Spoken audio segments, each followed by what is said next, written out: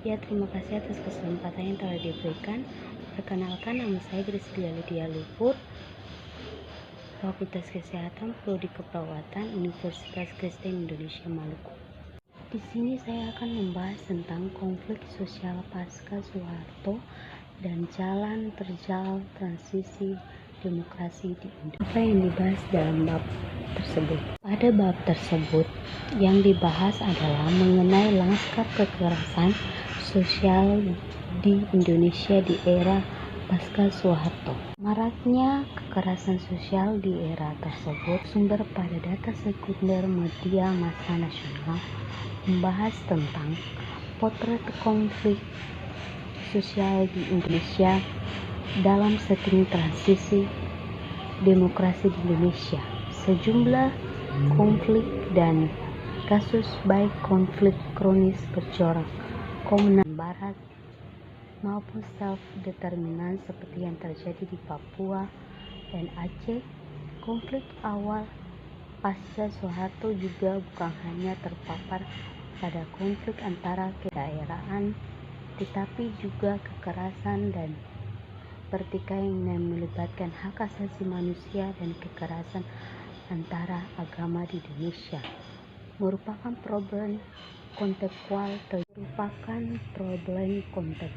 terjadi pada negara yang berjalan pada fase awal menuju demokrasi. Yang kedua, pembahasan apa yang menarik pada bab tersebut. Pembahasan yang menarik pada bab tersebut adalah pembahasan tentang maraknya kekerasan yang terjadi di tahun-tahun tertentu, seperti pada tahun 1996 terjadi kekerasan dengan korban jiwa mencapai 227 korban meninggal dunia. Pada tahun 1997 15 insiden kekerasan yang menewaskan 131 korban jiwa.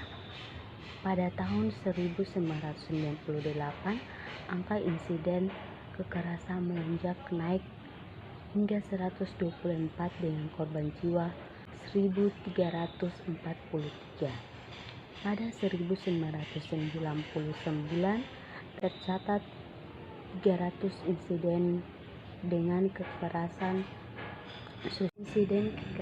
sosial dengan 1.813 korban jiwa.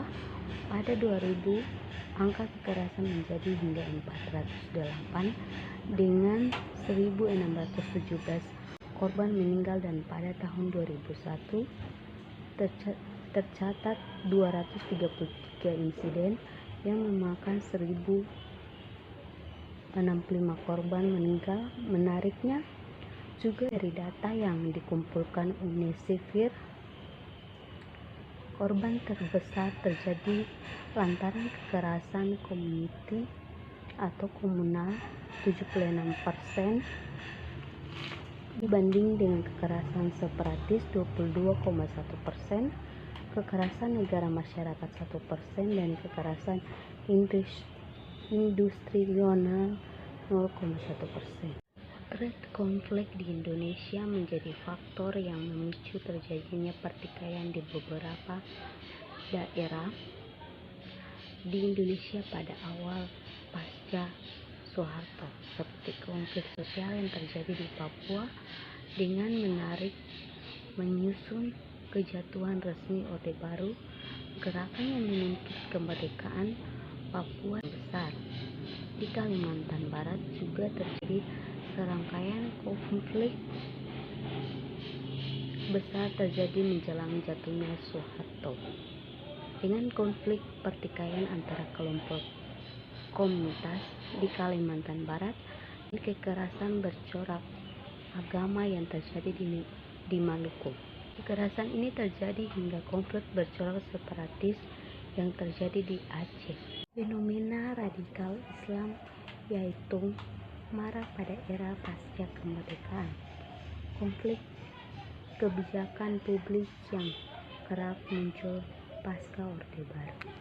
Apa pikiran kritis sebagai pembaca?